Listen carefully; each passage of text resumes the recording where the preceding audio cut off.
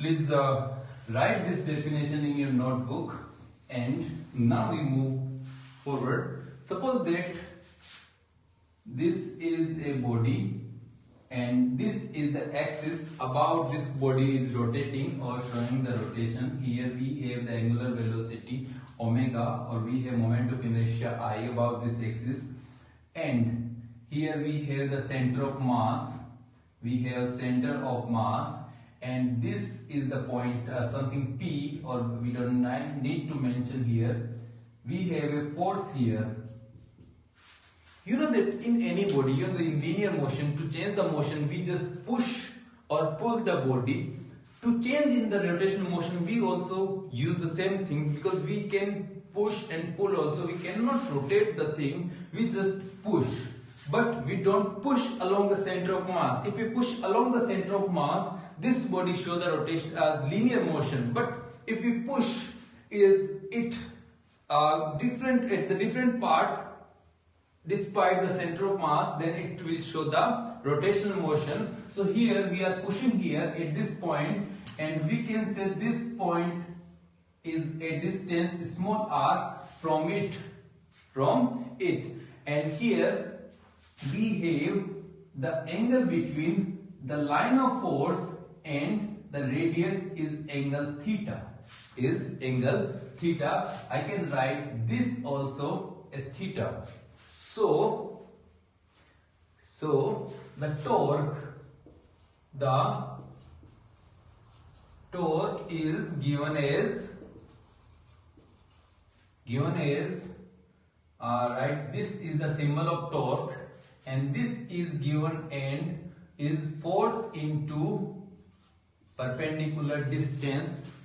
Force into perpendicular distance. This is the perpendicular distance between line of force and center of mass. So this is the perpendicular distance between line of force and center of mass, and this is the applied force. Then the value of torque is force into perpendicular distance between line of force and line of force and center of mass. So here this is the distance between force and the point where force is applied and center of mass, but this is not the distance, the perpendicular distance between line of force and center of mass. So here I draw something. This is the perpendicular distance. This is the perpendicular distance. Here I draw a perpendicular here. So this is the perpendicular distance between line of force and center of mass. So here we need this.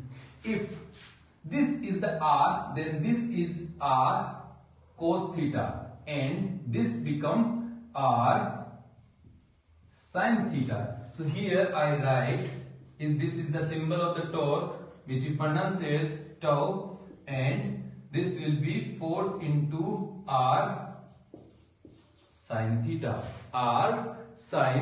theta. So this is the formula of torque, and torque, force and r both are the vector quantity. So I can write in the vector form. This will be here, you can see there is a sin theta. So sin theta comes in the cross product, and which will be r vector into f vector. So there are two formulas to define the torque, one in the scalar format and second one in the vector format.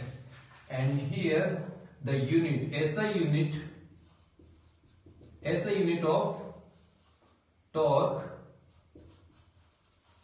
is you know that here there is a unit of force is Newton. Unit of force is Newton, and unit of length is meter.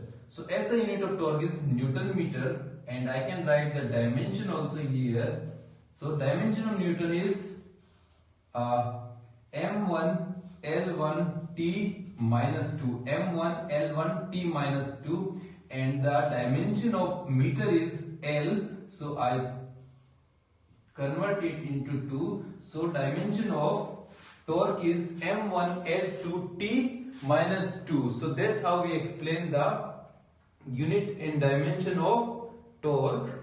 And now, so here we complete the torque, and the definition, and this is the formula of torque, and that's how we explain the perpendicular distance. We take a perpendicular from center of mass on the line of the force, and we get this, and this is r sine theta. If theta is 0, then this becomes 0, and this will become the torque is become 0, and if theta is 90 degree, then torque is maximum. You can take two cases. If case 1, if theta is 90 degree, then torque is maximum, and which is r into f, r into f. So this is the case. We conclude here and we complete it, and after that we'll take the examples which we use in daily life.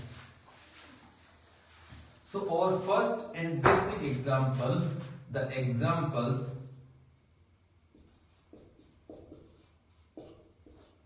first example is the handles on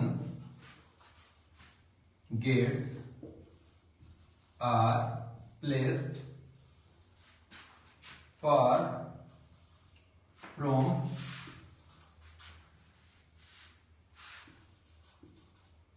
hinges. You know that if you have a gate,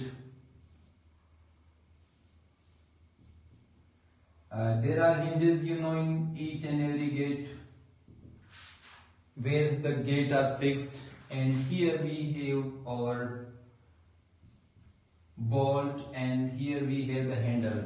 So you know that these handles are not put here, these handles are put opposite to the hinges or at a distance. So again, when we push it or pull it, there should be a distance between the center of mass or the axis of rotation. So when we have the distance, more distance, you know, the torque is depend on two things, force and the perpendicular distance. So distance, you know, in the case of torque, if distance is more or force is more efficient or torque is more, so we put the handles away from the hinges to make our force more efficient or make our work easy. So this is our first case, and second case, the handle of hand pump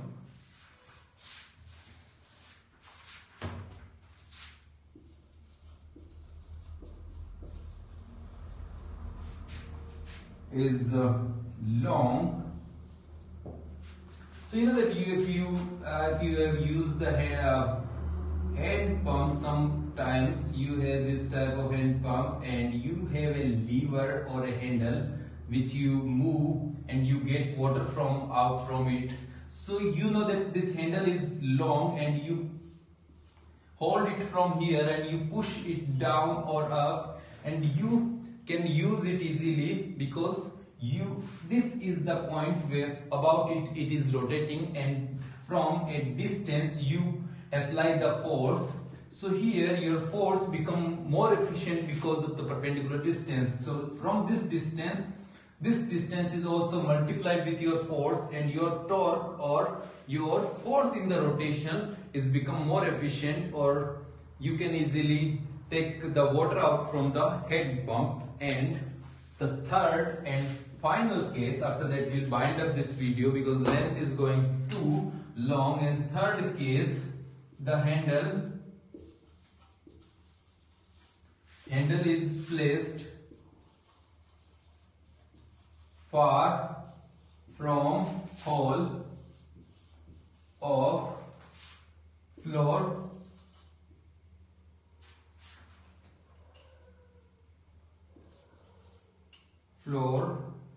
mill, floor machine